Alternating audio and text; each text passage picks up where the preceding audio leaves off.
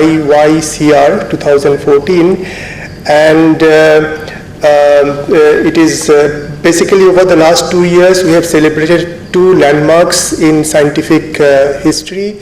The first diffraction pattern observed by von Laue, and again the centenary of the publication of the landmark paper by Braggs, which was done in 1912.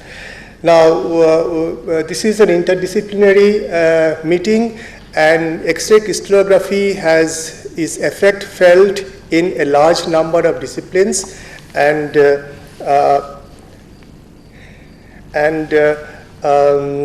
Nobel Prize has been awarded to scientists using X-ray crystallography in different fields like physics, chemistry, physiology, medicine. So in that sense, it is truly interdisciplinary. With the structures of so many molecules being elucidated by X-ray crystallography, science, especially chemistry and biology, has become a molecular science. We all think in terms of the shape and structure of molecules, how they interact. So when the structures of many small molecules started coming in, it was Linus Pauling who started deriving, putting everything together on the same platform, started deriving chemical principles, and so he came up with the idea of hydrogen bonding, which was helpful not only in understanding the structure of small molecules, but also he proposed the structure of alpha helix based on hydrogen bonding. So it also pervaded to biology. In today's talk, we will be looking into protein structures, because we now know so many protein structures, and one can really try to understand why a given sequence falls into a given structure. That is the protein folding problem. So we'll look into the protein structures, and we'll see, try to identify a new turn of new type of turn, which we call omega turn, and we'll also look into the structure of protein-protein complexes to derive some principle, why they bind, and what should be used to identify the interaction. In fact, these two topics are quite different, so if the time, there's a lack of time, chairperson can stop me after the first topic.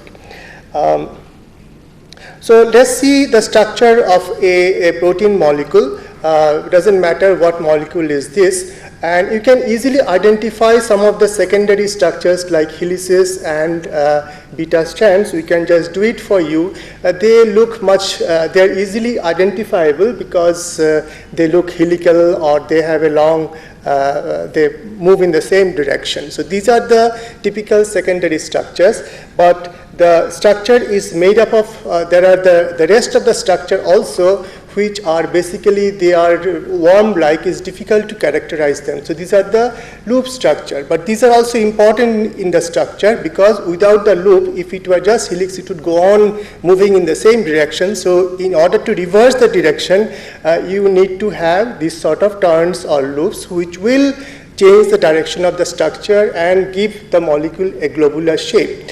Loops are also important in the sense that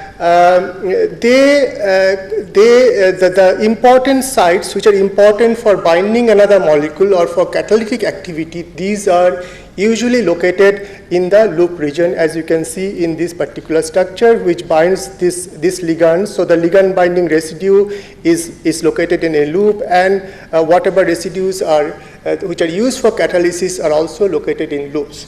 So loops are important for the function of the protein molecule. If you look at another protein structure, it has what is called team barrel. Basically, it has got a beta strand and an alpha helix, and there are 8 such things which forms a barrel.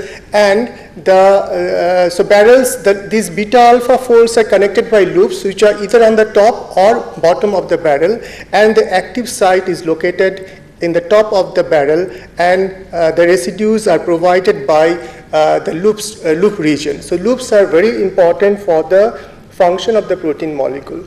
Now, it's not that loops cannot be characterized. If it is a short loop connecting, say, 2 beta strands, is called beta hairpin, and they can be characterized, and in fact, So if these 4 residues are involved in the loop, the 2 central residues have fixed conformation, phi psi angles. They are not the same, they are different, but they are fixed. But then, even within this beta turn, you can have different types, like this is type 1 and this is type 2, and as you can see, they look slightly different. For example, this carboxyl oxygen, they point in different directions in the 2 structures. So the phi psi angles are also different. So you can have different types of beta turns, and it is also known that you cannot have any residue in this region, and some of the polar side chains like serine, aspartic acid, aspargine, or special residues, small residue or a constrained residue, proline, these are found in the turn region. So this is basically what is a beta turn. You need 4 residues to define the turn. They are I plus 1, I plus 2, and I plus 3. And there is a hydrogen bond that is formed between these 2 residues. That was how the first person who proposed the structure, Venkatachalam from Madras, he used this hydrogen bonding to identify these turns. But now it is known that you don't necessarily need to have a hydrogen bonding. Even without a hydrogen bonding, you can form a turn, and basically what you have to do is to consider the distance between the 2 C alphas, which have to be within, say, 6 or 7 angstrom. Now, in biology, there is a lot of mimicry. Now, what you have here is a carboxyl oxygen forming a hydrogen bond, which is coming from the main chain. It might as well come from the side chain of an aspartic acid or asparagine. Okay, so because the side chain also contains a carbonyl group, and if it happens that you are using a side chain oxygen here, so this is not main chain, this is side chain of aspartic acid or asparagine together called ASX, you can still form the same type of structure, hydrogen bonded structure, which has got 10 atoms constituting it. Okay, so it looks very similar, and it also forms a turn structure which is not a real turn, in the sense that here the direction of the chain has been reversed, whereas here it has not really been reversed. So it is called pseudo turn, and but the hydrogen bonding feature is the same as in beta turn. Now here we have replaced the main chain carbonyl with the side chain carbonyl. We can do the same thing on the other side. We can replace an NH group by a side chain CH group. Okay, and so instead of an NHO hydrogen bonding, here what you have a CHO hydrogen bonding, which we have identified, and we call omega turn for reasons which will be clear soon. So basically this is the again mimicry of the beta turn, where the NH group has been replaced by a CH group. Now, what was the starting point of this structure? It started with the observation by Kishore, who solved a small peptide structure, BOC. This is not natural amino acid. This is something organic chemists use to block the ends of the peptide. So this is the BOC group. And what he observed was the carbonyl group of this BOC, it forms the hydrogen bond with the CH group of the threonine. So this is again the same 10-membered hydrogen bonding, where threonine hydroxyl group, threonine CH group is forming CHO interaction. So the question was, is it just found in an isolated peptide structure, or we can find the same thing in protein structure? And the other question is, why is that in the structure you have a CHO interaction, threonine has an hydroxyl group also in the side chain. It might as well form a normal OHO hydrogen bond. Why is it that it is not using the normal hydrogen bond but using the CHO interaction? And is it what you see in protein structure also?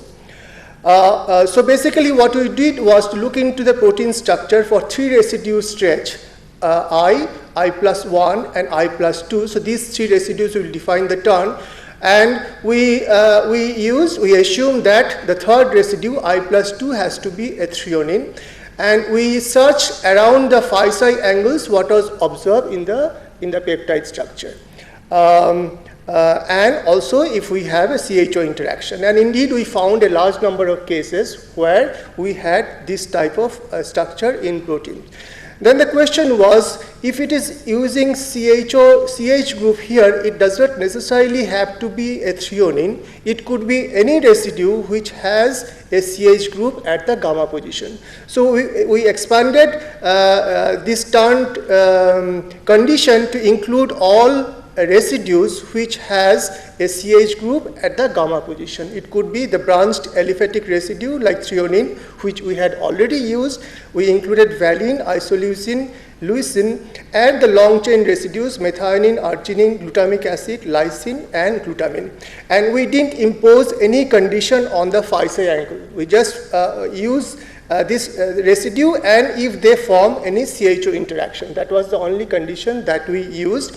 So a large number of protein structures were looked into, which were derived at a very high resolution and R factor. And what we found was there were about so many 28,000 omega turns. So it turns out in so many structures, so it's about 7 turns per protein chain. So it's not, it is found in quite a large number. You have 7 observations per structure. Now valine, it has got 2 methyl groups at the gamma position, and it has the highest percentage of occurrence. 9.2% of all valine residues are found to observe having this interaction, and that compares with aspartic acid and aspargine side chain, which were found to, in some earlier paper, which were found to form ASX turn. So percentage wise is very similar to what you had seen in ASX turns. So these are 2 examples, and you can make out why we call omega turn. It resembles the Greek symbol small omega, so we called it omega turn. And also you can see, because our idea was to find out and characterize the loop structure which are formed by these sort of turns, and you can see here is a small loop connecting 2 secondary structures, and you just have an omega turn connecting the 2 secondary structures. So they can be important in defining the loop structures. So what are the residues which are found at this position, I+2 position? And we found, as I have already told you, that valine, because it has got 2 methyl groups, it has got high propensity. This propensity value, if it is more than 1, it means it has got higher chances of being observed at that location. If it is less than 1, it means it has got less chance of being located there. So all these branch chain residues, they have a rather high propensity value to occur at this position and provide the CH group. And this is one of the reasons could be the branch chain residues, they have less entropy. When you form one interaction, the entropy is lost. Although by forming the interaction, you gain enthalpy, but you lose entropy. So to start with, if the residue has lesser entropy, the branch chain residues, they have less entropy, the loss in entropy will not be much when the interaction is formed. So that way, you gain by using a branched amino acid to form this sort of interaction. Now, for threonine, as I told you, there is a possibility of using CH group or the hydroxyl group to form this sort of turn, and you can see that threonine uses a larger number of CH group to form the turn, and it doesn't use the hydroxyl group so much. So what could be the reason? We looked at this CO distance, and in all these structures, the average CO distance is 3.8 angstrom.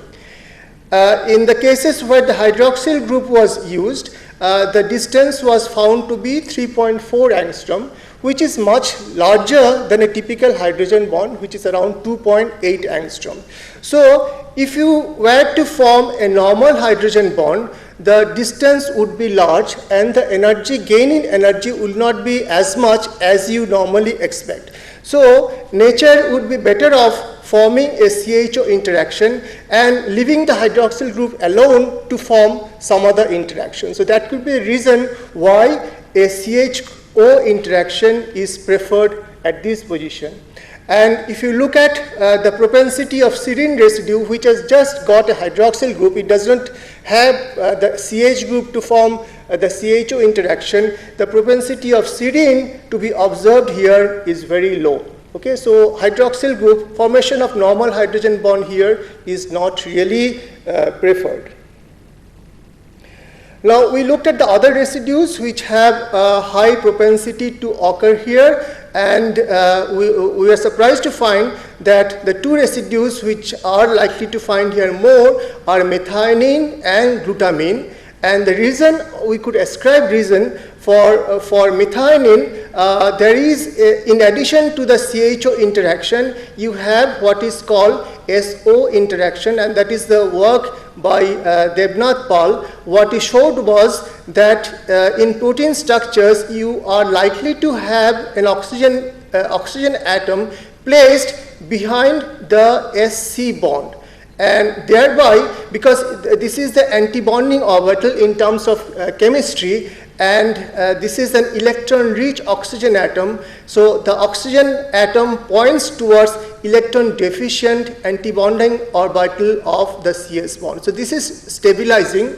So here you have two interactions stabilizing this motif, and in about 12% of cases with methionine here, you have this additional SO interaction.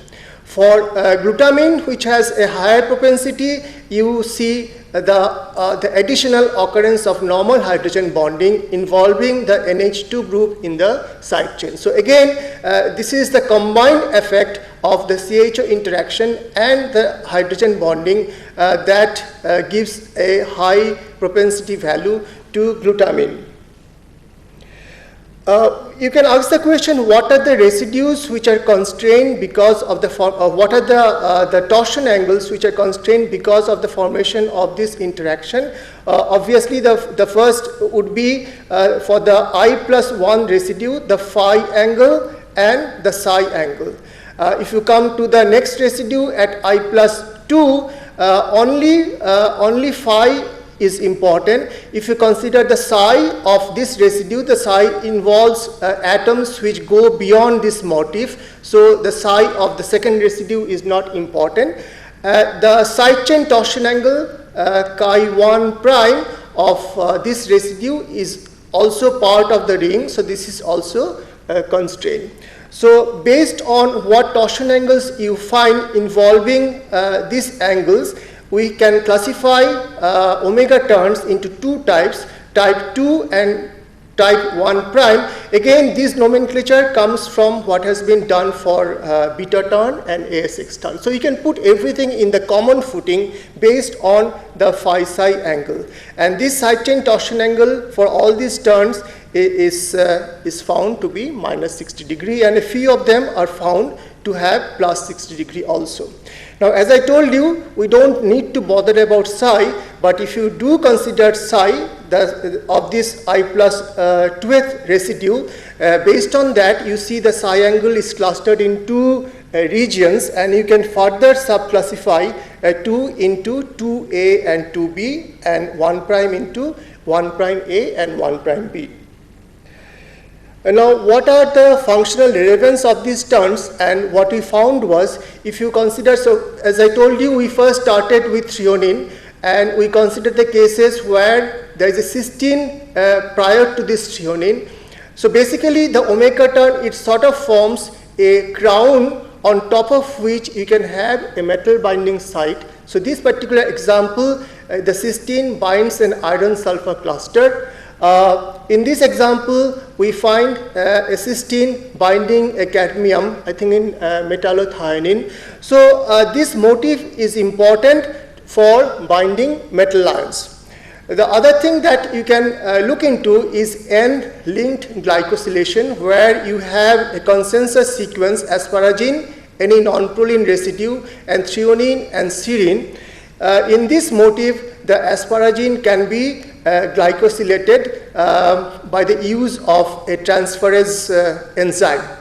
Now, the assumption has been that this asparagine, it is found involved in ASX turn. It was observed by or proposed by Imperelli that because of that, those asparagine which are part of this sequence and which can form ASX turns, those will be glycosylated.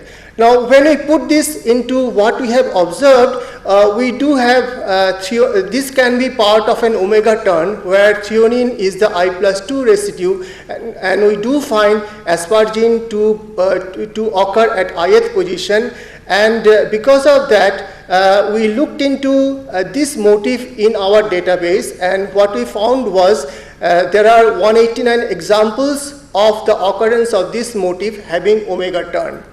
And recently there has been a paper where they have mentioned that threonine, the occurrence of threonine and serine in this motif is not that important. You might as well have a valine here. Now, a valine is also an important residue at this position in omega turn. So we believe that omega turn can be an important motif which is involved in N-linked glycosylation. There are other examples where people have shown that beta turn, normally they are exposed, they are exposed to solvent, they are on the surface of protein structure, and because of that, the beta turns, they constitute antigenic determining site. They elicit antibody response. So we also try to see if omega turns can do a similar thing, because in omega turns, these residues are also exposed to solvent, and we used a solver, Discotope, which basically uses a three-dimensional coordinate to predict if a given residue can be part of an antigenic determining site. And what we found was that this residue, whatever forms CHO interaction, this was the central residue in our case, and this lies, maximum of the antigenic determining site lies within 0 to 2, but it could be at the antigenic determining site, or the site is within 2 residue from this site. So again, omega turn can also be important for antibody response. Now, where are they located? What we found was the omega turns, they are basically part of irregular structure in the loop region. We just have separate bars for different types of residue, and rest means whatever the long chain amino acids. So by and large, they prefer the irregular structure, but they can also be located on beta strands.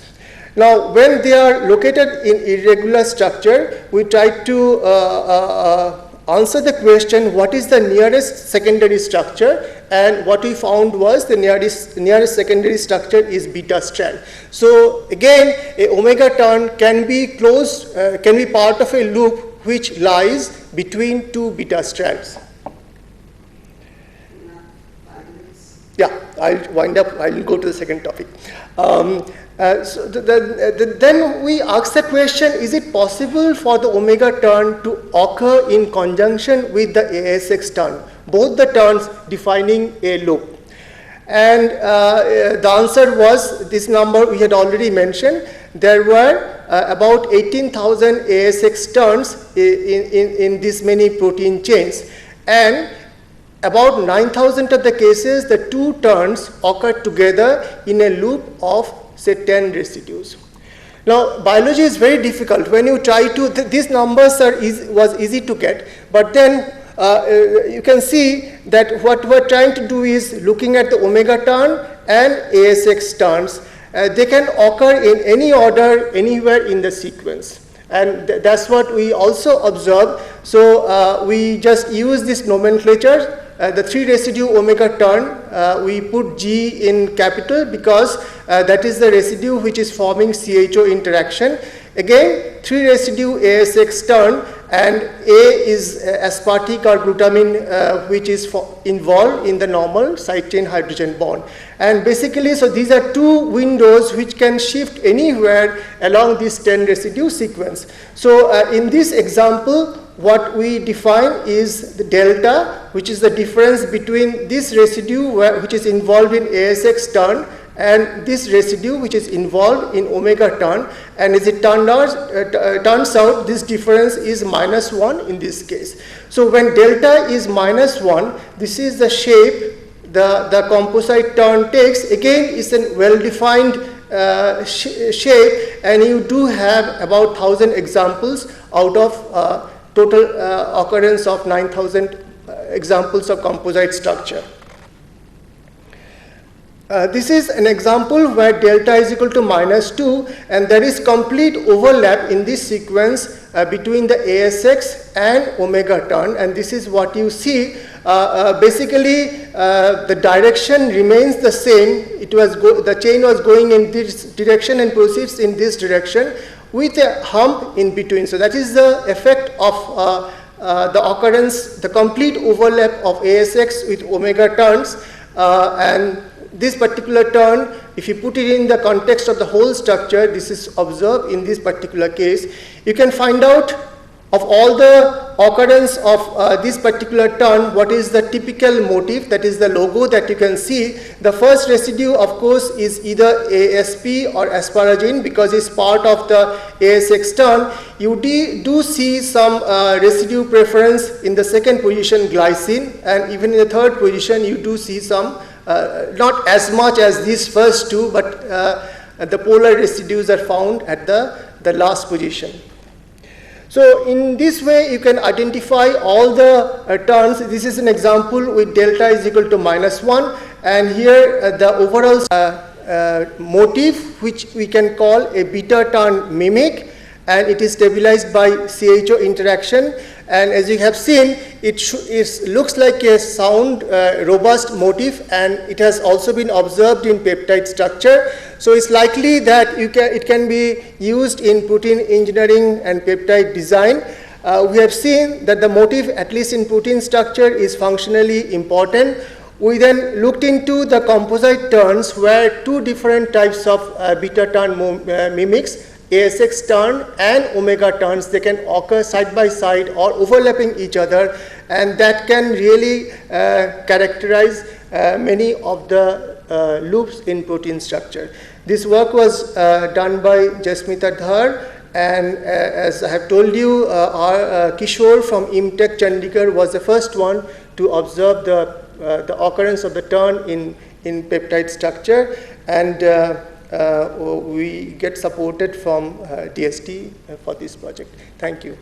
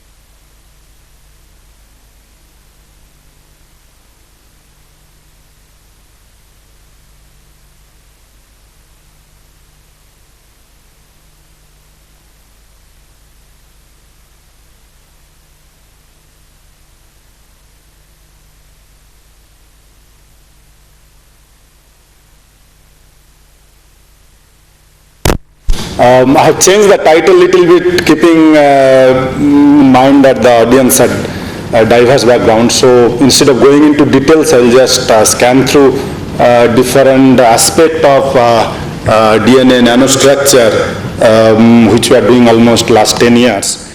So I can skip this. So what we are trying to do, or what in the community trying to do, that use this object, which is a double helix DNA, which is truly nanoscale, which is like 2 nanometer diameter, and in one helical turn, it is around 3.4 nanometer long.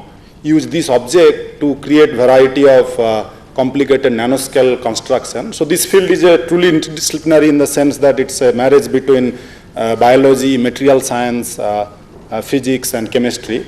So the reason this kind of this self-organized structure, where the nature of this helical structure originates, apart from many other factors, primarily these two other crucial factor that there is this Watson-Crick base pairing between A and T and G and C through the hydrogen bonding. And the backbone of this, which is very polar, which are exposed to the solvent, and it's very charged object, giving rise to a sufficient electrostatic repulsion between the groups to keep it in the correct helical position, as well as keeping the bases also in the correct distance. So this hydrogen bonding and the polar exposed to the solvent, giving rise to this helical structure. It's a remarkable object in the sense that there is a very high specificity. If in a solution one puts A and T and G and C, so they will precisely make this double helix object. Of course, there are sometimes misbase pairing, but we will not be talking about that here. And there exist different form of this DNA. The one I was showing in the previous slide said it's a right-hand helix. Then there can be other object. For example, this one, on the same form, there can be actually one called aDNA, depending on the groove width and the several other geometrical factors. But then there are another form of this helix exists, left-handed DNA, which is gDNA, that also exists. And depending on the environment, salt concentration and variety of the chemical environment, one can actually go back and forth between these three forms. So in the rest of my talk, what I'll be talking about that how can we use a structure like this and generate a variety of different topological object and also variety of different ways to self-assemble in a different design to have various application.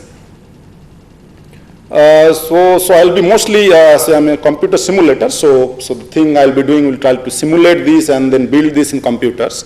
And before I do that, so this field is quite mature now, almost 20 years of development has gone into like simulating a DNA. So here, like for example, one can take a small duplex DNA of 10 base pair and see how the motion occurs. And like if someone is doing an MR, someone will see all those motions. So here I'll play this movie. So this is a small part of a simulation showing that how in a simulation, computer simulation, one can observe the motion of the bases and the surrounding solvent, which is not shown here for clarity, and also these are the ions motion. So one can really very accurately describe the DNA motion and their various elastic properties. So as you see that there are motion and there's a pretty much elastic object, so one can define various elastic modulus, what is called a persistent length, and variety of other materials properties for this nanoscale object. I'll skip this, and also as I mentioned that this is a helical object, and so there are various geometric ways to characterize such a helical object, and that's very important to characterize if a DNA is right-handed helix versus left-handed, or if the DNA is there is somewhere the geometric deformation and all those which can actually change their properties dramatically. So all these properties can be characterized through different geometric parameters. And this slide is just to demonstrate that the current level of computation and the interaction parameter, which is called the force field available, are accurate enough to describe this double helical geometry as well as their characteristics very accurately. So for example, one of the last 10 years which is very fashion is that to take one such DNA and calculate the elastic properties. For example, one can define a Young modulus like one will do for elastic rod object, and or calculate their persistent length, calculate their Poisson's ratio, variety of elastic modulus. So here again, so we can characterize those through accurate simulation. So for example, this is what I'm showing in a computer, like mimicking one will be doing in atomic force microscopy or in optical tweezer. One can take a DNA and pull it from both the ends and calculate force extension behavior. And from the force extension behavior, one can calculate the Young modulus, Poisson ratio, variety of other elastic properties to characterize this nanoscale object. And here I'm showing you some intermediate structure one can observe during this whole process. So again, this simulation, as you see that we start with a double helical structure, right-handed double helix, and different applied force, one observes a gradual transformation to say, from a helical structure to a ladder-like structure, which is shown like this. One can actually characterize also the melting properties. So one can do the same experiment as in thermal denaturation or a forced denaturation, and one can actually calculate or map their complete phase diagram, that how the melting can happen. So here is again another computer simulation to demonstrate that one can do a melting experiment very accurately and characterize their melting properties. So here one is, in the previous example I was showing a force applied along their helical axis. Here we will be applying a force perpendicular to their helical axis and show the denaturation. And in the process one can calculate and characterize variety of their melting properties and thermal properties. So far we are all treating individual double helix and looking at their elastic properties, melting properties. Then way back, almost now 20 years back, this gentleman from New York University, he had the idea that can we take this nanoscale object, double helix DNA, and construct more complicated 3D construction. And he was successful first to create an object like this. So here I am showing a cube made of the unit, the double helix I was showing you, and can actually fold that into a precise three-dimensional object. In this case it was a cube. So in the next few minutes what I am going to do, use this double helix DNA and create variety of nanoscale objects and characterize their properties. So before I do that, I will give you some more example what has been achieved in this field over the last few years. So here is another example. The way it works, again, just to remind you that the mention that this precise complementarity, that A will complement with T and G will complement with C with the Watson-Crick base complementarity, that is the guiding principle to drive this organization. So for example, if in a solution, if you have this branch DNA, it's a four-way junction, and if you can leave some of the ends which does not have its complementary strands, and if you put a bunch of them, then Watson-Crick base complementarity drive them to assemble this kind of branched object into extended tiling object. And so you can generate an extended lattice object like this. And then in a Bell Lab, it's almost 10 years back, ERK, they demonstrated that you can use the same guiding principle to design what is a analog of a molecular tweezer. So here you see that this is the one where there is the tweezing action will happen. So these are the strands where the no complementary strands, and then you bring a strand which has the complementary, so it will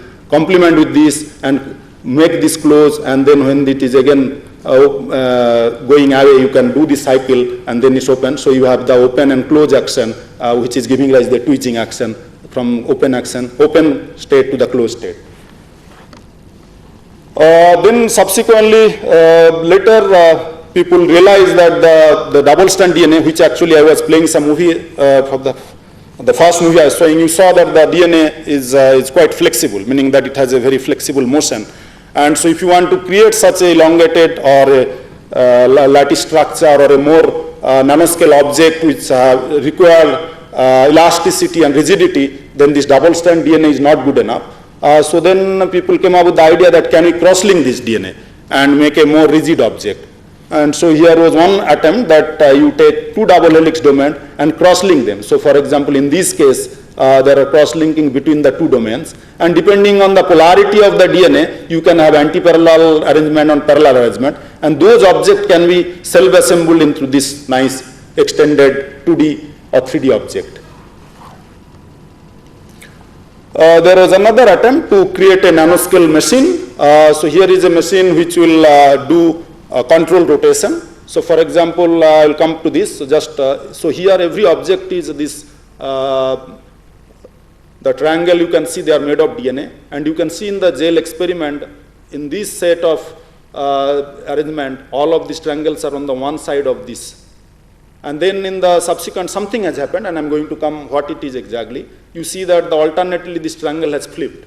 So there is a control rotation has been achieved through this cycling, and this cycling has been done by very clever arrangement of the DNA strand. So this is a arrangement where again two double-stranded DNA linked together at several locations, and I'll come to that the modeling parts shortly. And then with some other strand displacement, this can be cycled through another isomer of this molecule, and that actually giving this almost very precise control rotation of this object. So it's a nanomechanical machine which can give you this rotation very controlled. So you can go from this state to this state where the alternatively things has been flipped or rotated by 180 degree, very controlled way.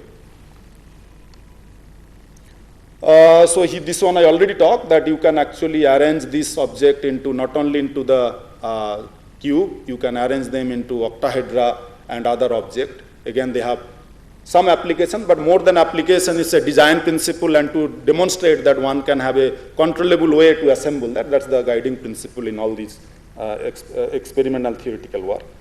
This I have already mentioned, and so then recently people came up with the idea, like in the analog of the graphene in the graphene world, which was got Nobel Prize last year, that you can generate a graphene-like object, extended sheet from DNA, and then again this can be rolled over, like graphene sheet rolled over, giving rise to carbon nanotube. Similar principle can be achieved. A graphene-like sheet made of DNA and then rolled over to make a DNA nanotube. That's what I'll be coming to the end of my talk. So those can be achieved also. And then again, you can characterize their material properties like as one does for the carbon-based nanostructure. So here is another very famous work where people came up with the idea that one can arrange DNA in an origami-like fashion. Paul Rothman in Caltech, he came up with this design principle that you can use the DNA, variety of DNA which I was showing, this crossover DNA, and arrange them into really any kind of shape one likes through controllable self-assembly. This is another example.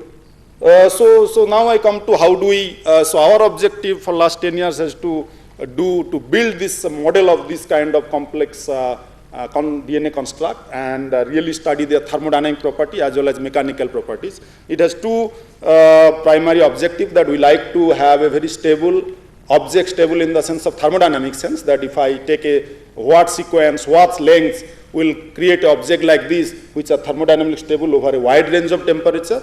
And then once you have a stable object, then question I ask, is that mechanically stable or what? Stable enough is meaning that does this object have required elastic modulus, for example, Young modulus, and if so, what is it, and how do I enhance it, or I can manipulate that through different construction. So here is a computational protocol we developed almost 6-7 years back, how to create an object like this. So as you see that these are two double helix, right-hand double helix, and then we do the algorithm here to connect them along their backbone, and remind you that this connection has to be done in such a way that it maintain the Watson-Crick base pair complementarity. So it's quite a complex problem. So here the way we do it, so we bring together two double helix and sequence given by the experimentalist. So these are the two double helix. And then once we get those two double helix, to begin with, we get the information where are this connection has to happen across the double helix. We identify those. So these are the points where so this is dying. Okay. So these are the points, for example, in this case, we have identified that these are the crossover points. And then once we have identified those crossover points, we actually, in the technical term called knee, can connect them. So meaning that the double helix domain which was going like this red, now it makes a crossover to the blue domain. So the chain which was going like this, it now connects like this. And say, for example, the blue domain which was going like this, now make a crossover. So in the process, one achieve 1, 2, 3, 4, 5, 6 in this case. For this length, keeping the Watson-Crick base complementary, one can achieve the 6 crossover points maximum. And I'll show you a movie, how the 3D model we get. So here is a movie what I was describing so far. This we do in a Monte Carlo way.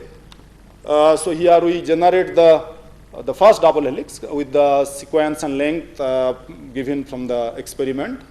Then we construct the second double helix, again with the same sequence and length from the experiment. And then the next hard part is that how do we bring them together, glue them, connect them, keeping the Watson-Crick base complementarity intact, and also without getting into unphysical covalent bond, which can give rise to. So here we have identified the crossover location. So these are the crossovers, so we are nicking them.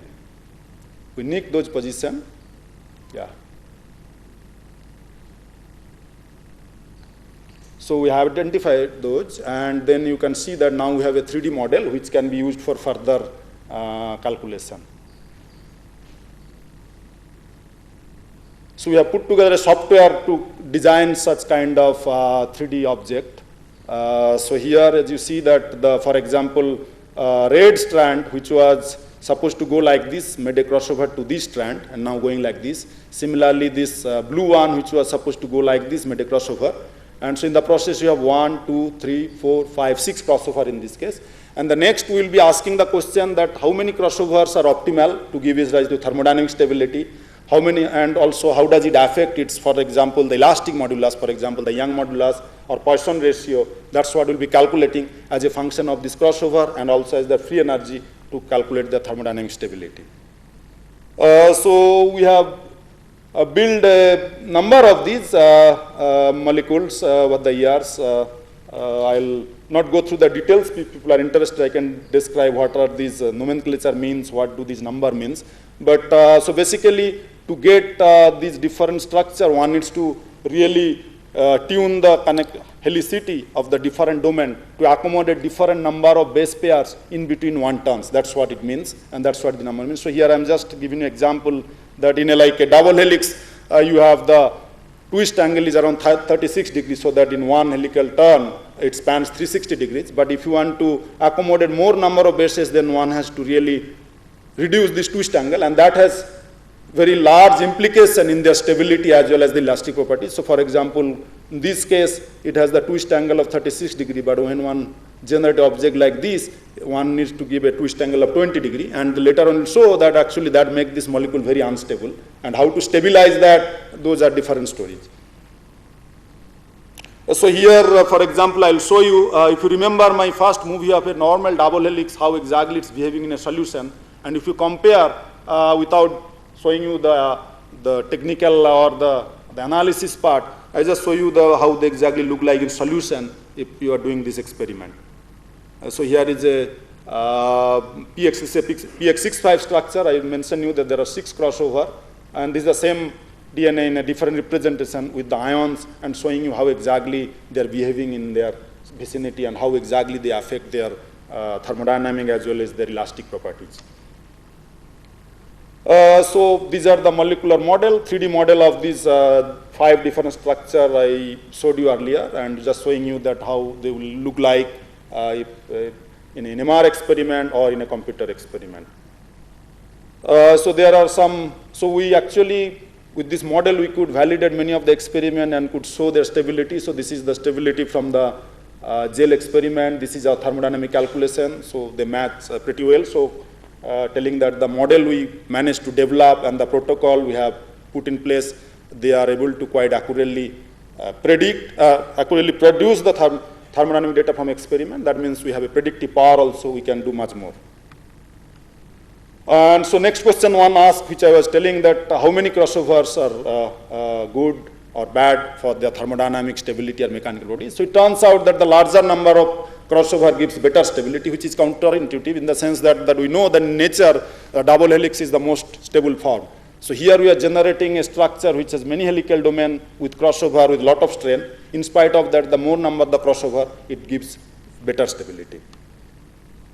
So I'll skip this. So we have generated another variant of this. So far I was telling you or showing you domains which are 4 domains. Here I am showing you a molecule which is 6 helical domain, and this also acts as a nanomechanical device. You see that here is a strand which does not have a complementary strand, and this strand is kept like that on purpose to grab things as soon as it's in its complementary state, so which will to give rise to a nanomechanical action.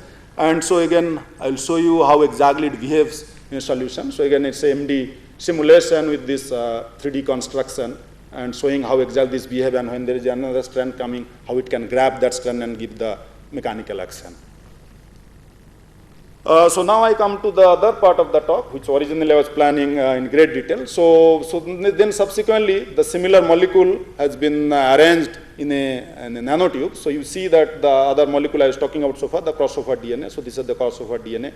And then same domain can be arranged either in a hexagonal bundle in a 6 helix, or in a octagon form in a 8 helix bundle, and they have also their beautiful properties and have different application through this channel of this nanotube. So here are the images that how the nanotube structure looks like. So here is the 8 helix bundle, again showing AFM image, how a AFM, the DNA image nanotube looks like. There is another kind of nanotube synthesized last 3 years back. Here they are not any crossover molecules, but normal regular double helix, but then they are constructed in a fashion that there is a size variation along the length of the nanotube. So you can see the wider, the fatter portion of the tube, and then thinner, fatter, thinner. And this was constructed for a specific purpose, to have some delivery of drugs or nanoparticles. I'll show you a movie from their website.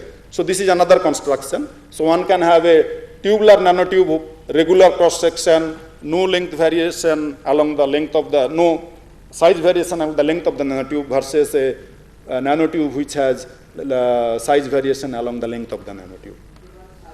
Yes, yes, 5 minutes is good enough. So here again we put together a software to build this nanotube structures using the crossover structure builder we have shown you. So here one can have a hexagonal and octagonal, so a 6 helix bundle and 8 helix bundle. And here I'm just showing you the cross section, and I'll show you the molecular model now. So before I saw that, I was telling you that this another variant. So this is a carbon nanotube made from a graphene sheet. So now there is a way that one can make a DNA nanotube by a DNA sheet of the same. So this is a very analog of the carbon nanostructure. And as in carbon nanostructure, one can have different types of tube, like one can have a single wall tube, one can have a double wall concentric tube, multi-wall. So similar technology or similar material construction can be carried out, everything with DNA. So here is our build structure. This is a 6 helix bundle, this is 8 helix bundle, and these are the cross sections. As you can see, they are really a nice tubular structure. And this is another which I was showing you, that their nanotube has size variation on the length. So once we have this, so the difficulty in this is major difficulty to come up with this 3D molecular model. Once we have the molecular model, one can study the thermodynamics and the mechanics rather easily. So we have this model, so we can calculate a variety of properties, thermodynamics and mechanical. So I'll skip this. So like for example, one of this DNA nanotube in a solution will be behaving like this. So you see that the ends are fraying. So for different applications, this might be this might create problems. So we have ways to reduce this end fraying and ways to create more uniform tubular structure for various applications. So yeah, various ways they look like, and I'll skip this. So this is the other nanotube we have constructed with size variation along the length of the tube. And this movie from their website, you can see what the application is thought about, that one can encapsulate nanoparticle inside and then deliver the nanoparticle in proper location with this kind of mechanism. So that's one of the reasons that people have synthesized this kind of nanotube. Right now we are building another variant of this nanostructure. So far I was showing tubes, variety of different dimension or crossover structure. Here is another structure which is a icosahedra. One can tune the shape and size, the volume inside by changing the arm length of this. Something which we are trying to do with NCBS colleague Jamuna Krishnan. And we have a model for this. For example, this is a molecular model of icosahedra, and we are planning to load gold nanoparticle and various cargo with this and how they exactly behave in solution. And so I end here, and thank you for your attention.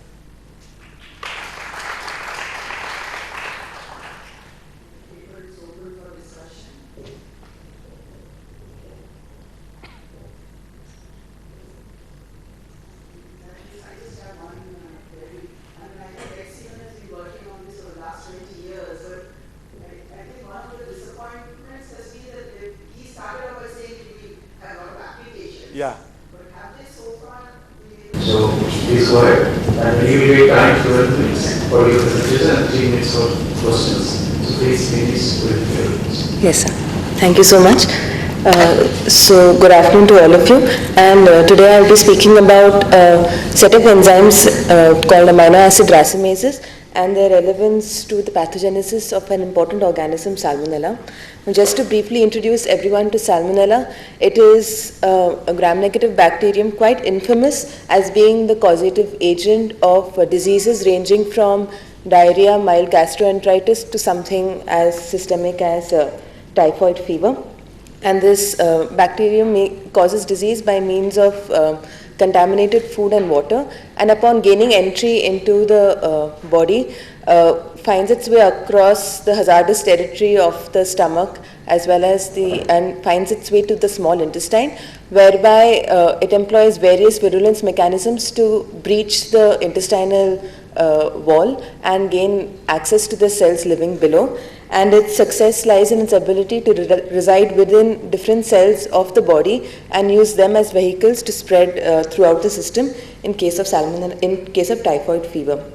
So now the determinants that make Salmonella so successful as a pathogen is its ability to survive the various attacks that are posed by the host, whether it be the innate defenses such as the acidic pH of the stomach, to even various hazardous small molecules within the small intestine, and obviously including the immune mechanisms employed by the host.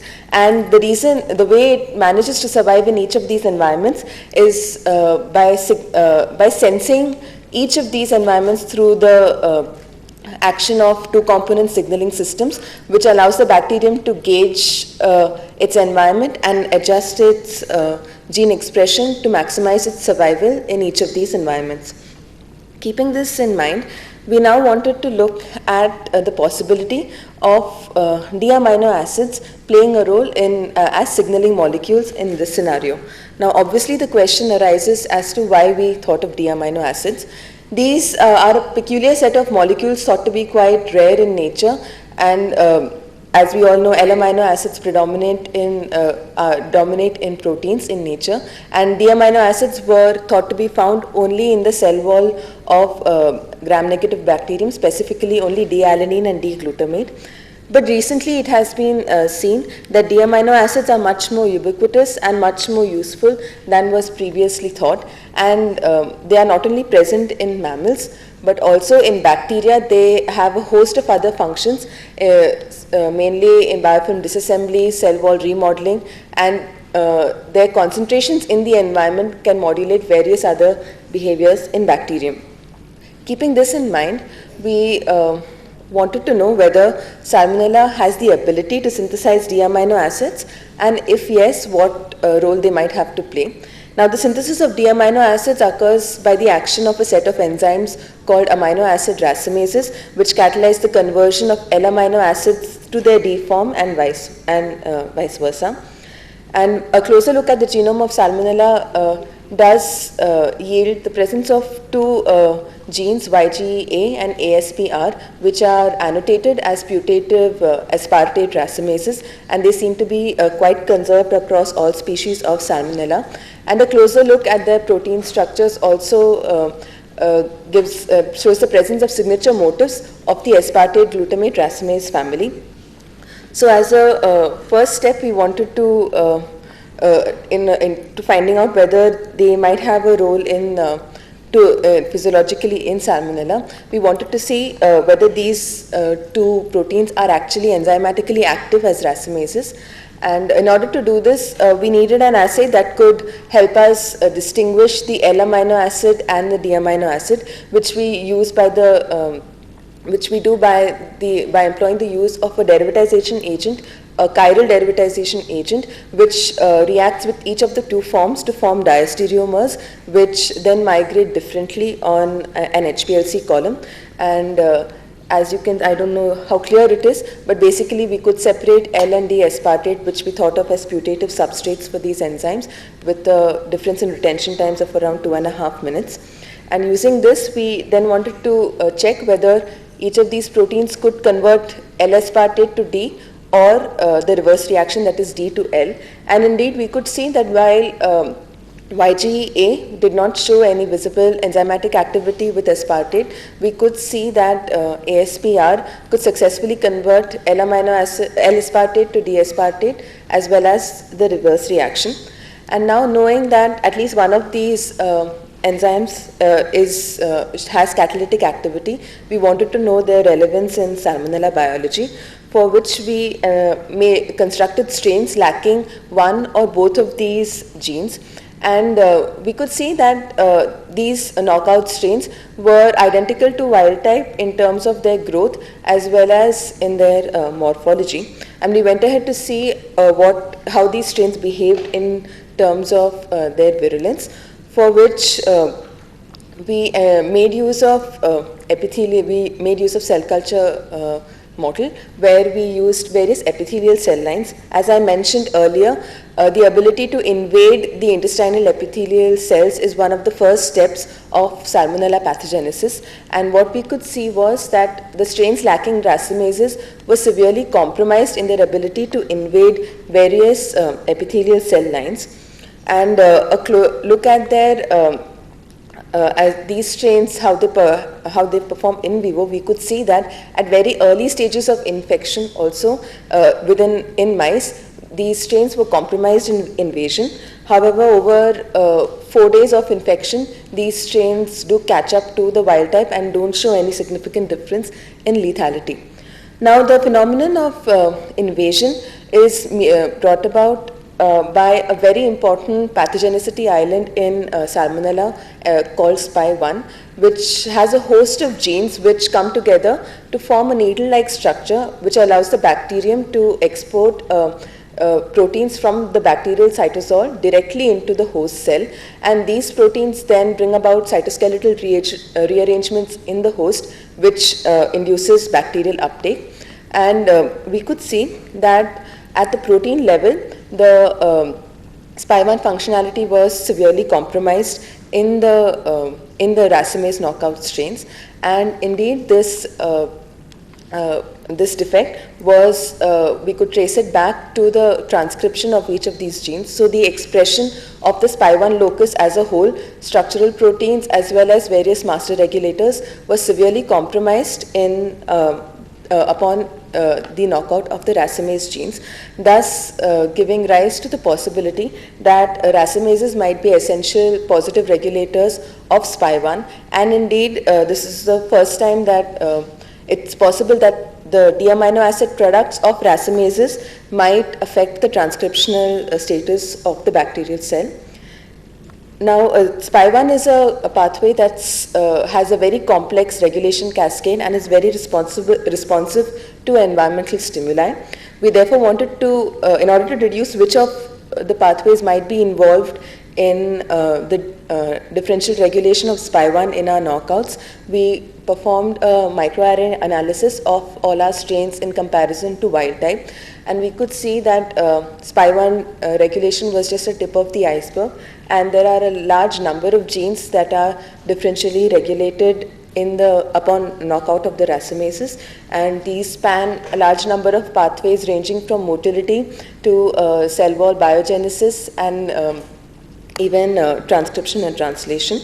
Thus, we can see that racemase genes have a global impact on the transcriptome of Salmonella, and this gives rise to the intriguing possibility that D-amino acids might, in addition to their functions in vitro, might have a significant impact upon the virulence and pathogenesis of Salmonella and possibly other bacteria. And this is the first time that we have seen a possibility of D-amino acids bringing about their effect at the transcriptional level. This is especially intriguing because as we know, the gut is an environment that is very rich in bacteria, and the production of D-amino acids is a phenomenon that is now known to be possessed by a wide variety of microorganisms. Therefore, it raises the possibility that the production of D-amino acids might not only allow Salmonella to control its own gene expression, but also might be a medium for it to affect the gene expression of the other bacteria that it encounters in the gut. Of course, the story is as yet incomplete because we need to join the dots to actually demonstrate that Salmonella indeed produces D-amino acids by the medium of YGE and ASPR function, and that these D-amino acids are responsible for the phenotype that we see, and we need to know the exact mechanism of this phenomenon. I'd like to, this is just one of my favorite scenes in the campus, and I'd like to thank my guide, Dr. Deepshikha Chakravarti, who unfortunately couldn't attend the college, but everybody in my lab as well as the MCBL department in IISc. And for funding, I'd like to acknowledge CSIR and IISc and DBT. Thank you so much for your attention. I'd be happy to take questions. Thank you, Ramata, for raising before time. Now the floor is open for questions. How is this loss right model? Actually, it's a so we check the bacterial burden after like 3 to 4 days of infection, and we can detect Salmonella in all. So if there are no more questions, so we'll just thank Ramata for the excellent talk. Thank you so much.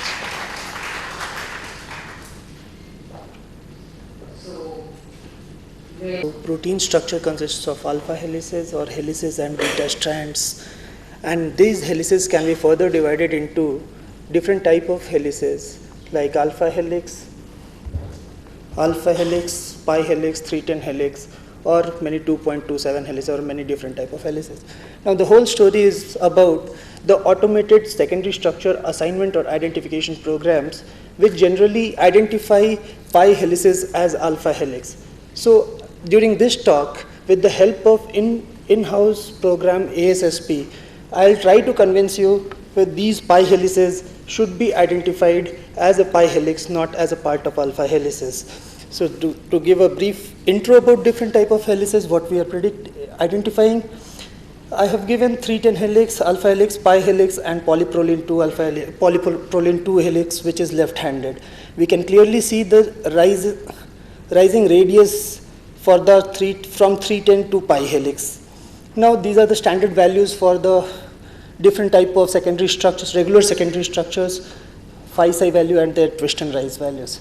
Now the algorithm of ASSP, it is basically an extension of our in-house program ASSP, which calculates twist value, rise, radius, and virtual torsional angle.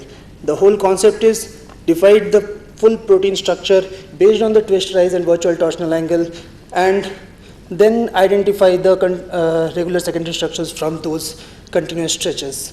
As I was presenting the poster, during poster session, Raja Banerjee sir told you should always give example for your program. So this is the comparison of ASSP with DSSP and ASSP to STRIDE. To give you more clear-cut example, the same 1-SYY oxidoreductase protein, what I have done here is like alpha helices are colored in magenta and 310 in the cyan, pi helix in the green color. What we can see, STRIDE is, though the DSSP and STRIDE are of same nature of program, they are identifying differently. Pi helix is not identified by the DSSP, where ASSP is able to identify alpha helix, pi helix, 310, and wherever it is able to identify polyproline also. Now, to start with the pi helix story, we have taken the top 8,000 dataset from the Richardson lab and ran the PySys server to cull the protein chains. We have taken all the protein chains with the sequence identity less than 25% and more than chain length more than 70 amino acids. Total number of protein chains 3582, which gave us 659 pi helices compared to STRIDE giving 27 and DSSP only 30. Now, we have significant numbers. We asked the questions, do the pi helix have the characteristic distribution and how they are different than the alpha helices? Whether they are context dependent when they are occurring near the alpha helix or away from the alpha helices.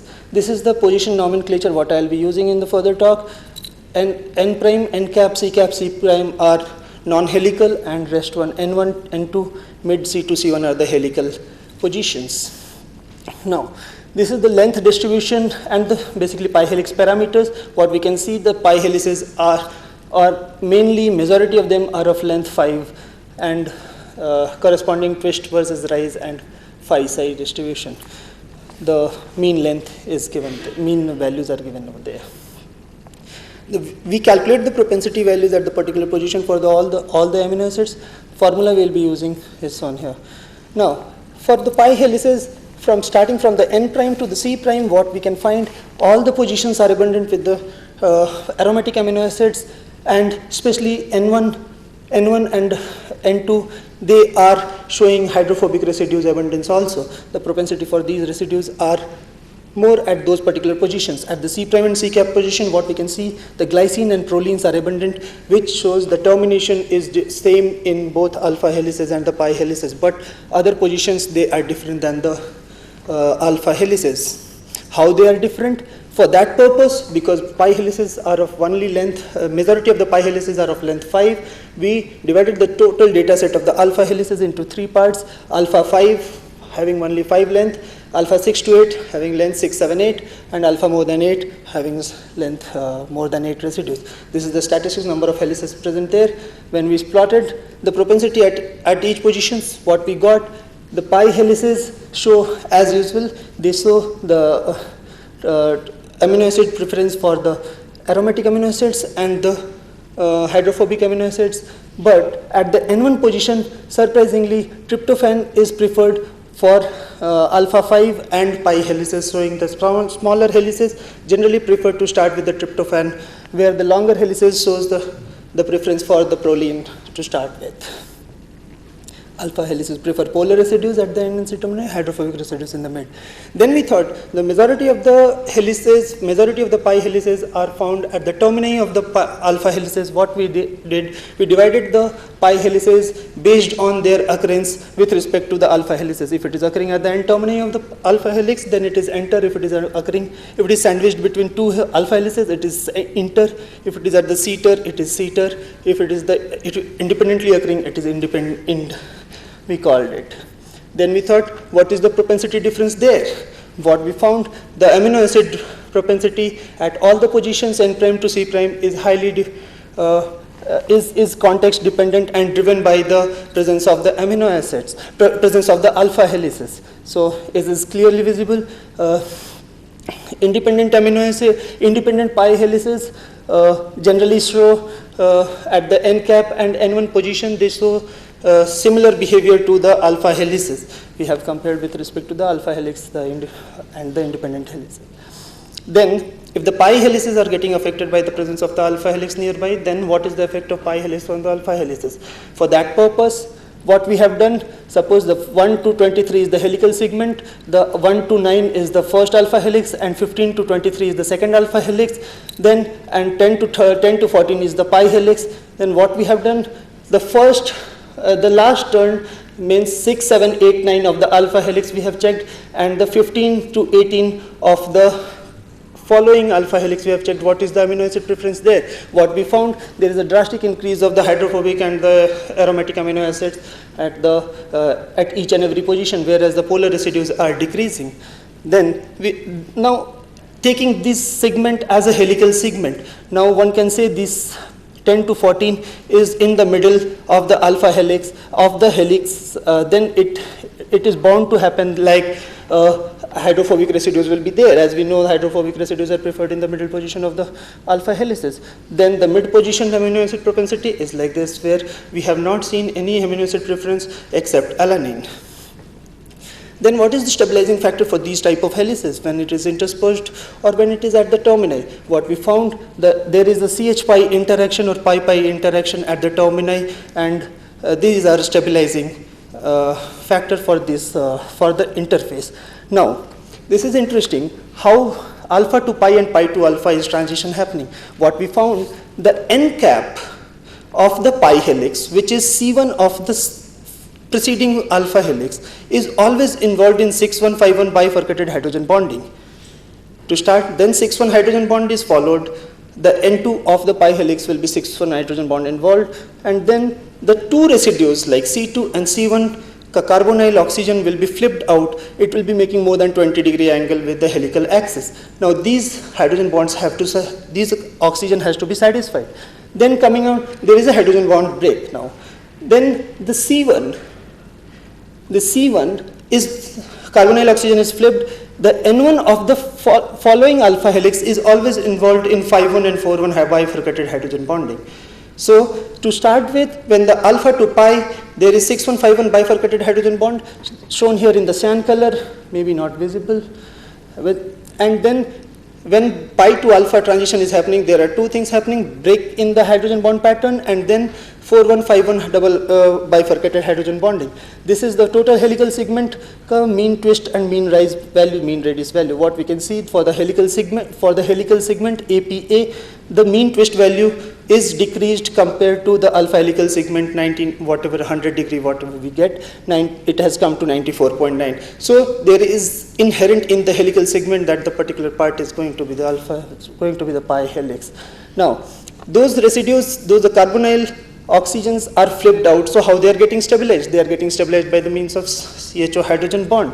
And what we have found, mainly 5-1 CHO hydrogen bond involving the C beta is generally making C beta hydrogen is going and making CHO hydrogen bond. At the same time, nearing environmentally closely placed residues are making NHO hydrogen bond shown here.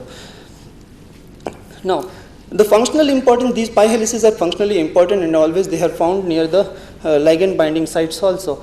What we can see, this is the structure, methane monooxygenase, they are soaked with the 8 or 10 type of ligands. The first structure, they don't have any ligand, so what we can see, these are, though it looks helical, but it is not, it is actually a turn. Now, when the smaller ligand is there, what we can find, there is a pi helix. Now, if the size of the ligand has been increased, what we can see, there are 2 pi helices. Though it is looking 1, there are 2 pi helices. Second, they are conserved throughout the family. Though, suppose there is a ligand. Now we can see ligand is there, so the pi helix will be there. Even though ligand is not there, it is not present, pi helices are there. But their length is not constant. I'll finish it. So, in our data set, 101 pi helices we had, 70 out of 101 were found to be conserved throughout the family. Here, all the 62 amino acids, 62 pi helices were found to be conserved. This is another thing. Pi helix has the twist value around 85 degree. So, and alpha helix is having 100 degrees. So 15 degree rotation it gives to the amino orientation change it gives to the particular amino acid when we compare it with respect to the alpha helix. What it can stabilize the pi helix by orienting the residue in a proper direction. It is shown here, tyrosine 162 is covalently linked to valine 71. Again, pi helices are found to be important in the DNA protein interaction. Here, the pi helix is shown in the black color. Arginines are there, they are making the specific hydrogen bonding with the DNA nucleotides. The structural importance is always, as Pinak sir has also said, the turns and loops are going to change the direction. What we are saying, pi helices are also changing the direction in the first structure. And the pi helix, which is interspersed, is giving kink to the helix, and so that both the helices can pack well. And again, it is getting stabilized here. Now, pi helices are there. They don't come alone. They give some side effect to the other helices also by means of giving kink or by giving some other pi turns or pi helices. As I've seen shown here, in the first structure, glutamate 202, there is a kink in that helix and there is a pi helix shown in the black color. This is example from the 3EE4, which is what I am trying to show here. Pi helices are conserved and the kink is also conserved. This is summary what we have developed ASSP, which can identify pi helices, or specifically which can identify local deformation in the protein structure. We are able to identify right-handed alpha 310 pi as well as left-handed alpha 310 pi and polyproline as well as strands, characteristics of pi helix structure and So I thank TBT-BINC for the fellowship, and thank you. Thank you, Prashant. Just one or two short comments or questions, please.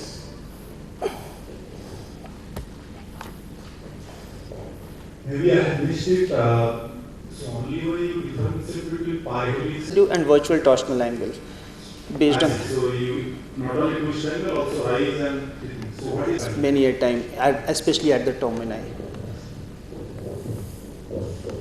Okay, thank you, because we are running short of time. Thank you. Thank you.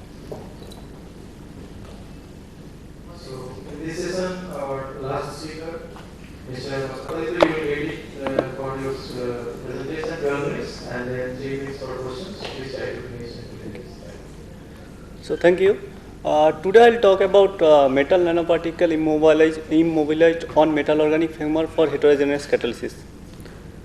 So the use of metal nanoparticle become very important for the heterogeneous catalysis due to two facts, mainly due to their large surface area by volume ratio and the available unsaturated coordinated metal ion, surface metal ion.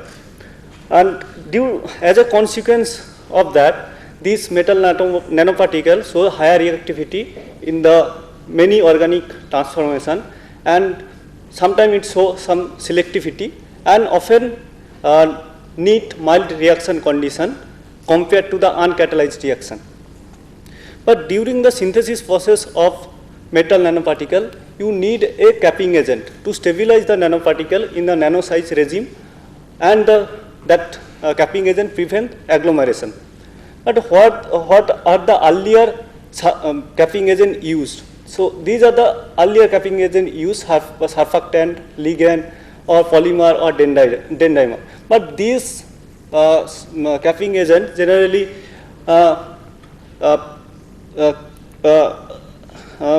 the nanoparticle surface, which actually cannot give the chance to expose the nanoparticle surface atom for the catalysis purpose. Basically, this surfactant or ligand acts as a catalyst poison. So what are the other capping agent we can use for this? So recently, metal organic framework has been evolved as the promising material for the stabilizing nanoparticles. That is, what are the metal organic framework? Metal organic framework nothing but a porous coordination polymer composed of organic ligand and the metal ions. So these have a confined space and porosity, so which can stabilize the metal nanoparticle inside the pore. And these are the earlier reports showing the several gold or palladium nanoparticle stabilized inside the MOF, and these are the typical particle size distribution, and this is the loading percentage inside the MOF. So, but this loading percentage, so this is not that much great. So, but if you are concerned about the catalysis purpose, the catalytic reaction is mainly depends on the two facts. It is whether what is the particle size and what is the loading amount of the nanoparticle onto the MOF. So if you increase the loading amount, keeping the particle size intact or small, that will be great, and that will be the effective for the catalysis process. So question is that how we can increase the loading. Okay. The one answer may be if you functionalize the MOF. So how we can functionalize, or for the what purpose? So generally we know that noble metal ions mainly has a good interaction with the alkyne moiety due to the pi donor and pi acceptor behavior of the alkyne. So we took this idea and we prepare a ligand. We have this carboxylate which can make the coordination polymer, and this alkyne moiety can stabilize the noble metal ion. So thus we prepare the 4 different MOF depending on the pillar size of the this pyridyl derivatives. So these are the typical crystal structure. This crystal structure, so there all these pore are occupied by the ethynyl moiety. And what is the basic difference between the two MOF I am showing here, the MOF 1 and MOF 3. In MOF 1, all the pore is occupied by the ethynyl group. However, for MOF3, there is an alternative for is occupied by the ethynyl group. So what is our strategy for the synthesis of the nanoparticle? The strategy is very simple. We have the functionalized MOF, ethynyl functionalized MOF, and this is the metal ion. So initially, the metal ion will absorb inside the MOF, functionalized MOF, and this the metal ion will stabilize by this alkyne and metal ion interaction, and subsequently the reduction of the metal ion will generate the metal nanoparticle inside the pore. But when metal nanoparticle will generate inside the pore, but this two nanoparticle cannot agglomerate due to this wall. So then we can effectively stabilize the metal nanoparticle inside the MOF. So this is a typical experiment showing that this is I have taken MOF4. This is the crystal and gold chloride solution, and when we mix together, after 30 minutes we see all the supernatant become colorless and the MOF become yellow. That indicating that gold ion absorbed inside the MOF, and that we confirm by the ACM imaging of the elemental mapping of the gold and chloride. So it is showing that this is the initial MOF. After the absorbing the gold chloride, this is the gold mapping and this is the chloride mapping, and it is homogeneously absorbed inside the MOF. And subsequently reduction of this absorbed gold absorbed MOF generate the gold nanoparticle. And similarly we did for the palladium chloride, it is showing the similar result. Now question is how we can increase the nanoparticle loading of the nanoparticle. So here I am presenting the gold nanoparticle stepwise increment. So here we increase the loading percentage from 5% to 50%, and what is important is that the particle size distribution remain almost intact, and that does not mean agglomerate or it is remain monodisperse. So we could effectively achieve the up to 58% loading, which not achieved before that. And this is the characterization showing that this is powder XRD with compared to the MOF itself, and it is showing that the formation of the gold nanoparticle, this peak are mainly due to the gold 0, and this peak corresponding to the MOF. So it is indicating that in presence of the gold nanoparticle, the MOF is remain intact, and this is the XPS. It is showing the formation of the gold 0 nanoparticle. And we had the different MOF, like MOF 1 to 4, if you go, the porosity is increased. So we wanted to see whether the porosity of the MOF had a role of the size on the size of the nanoparticle. So we could see that. So when we are going from MOF 1 to MOF 4, the size of the nanoparticle increased depending on the porosity of the MOF. And similar kind of experiment we have done for the palladium nanoparticle. There also we have seen from when you are going from MOF 1 to 4, and the particle size also increase. And this is the characterization of the palladium nanoparticle, and it is indicating the formation of the palladium 0 nanoparticle. Now what is our achievement? So we achieved that for the gold nanoparticle we could able to load up to 58%. With the particle size is very less, and for the palladium we could able to achieve up to 38%. This is quite a big number compared to the earlier literature report. So we want to know whether this ethynyl, the alkyne or ethynyl moiety has a role to stabilize with this nanoparticle. So you know this nitrophenol or 2,4-dinitrophenol, these are the effective environment pollutant. Okay, and this material mainly contaminate the groundwater through the industrial wastage. So, but however, the reduction of these two compound generate the amino compound, but these amino compound are very effective for many applications. Generally, it is used for the painting, burnishing, or photographic developing process. So this is a kind of double advantage. You need to reduce this one, and if you get this material, that will be useful for a particular application. And this reaction can be carried out by reduction by sodium borohydrate. But with only sodium borohydrate, the reaction is very slow. But this reaction is known to be catalyzed by the gold nanoparticle. So we tried that. This is the initial absorbance of the this nitrophenol and this is the dinitrophenol.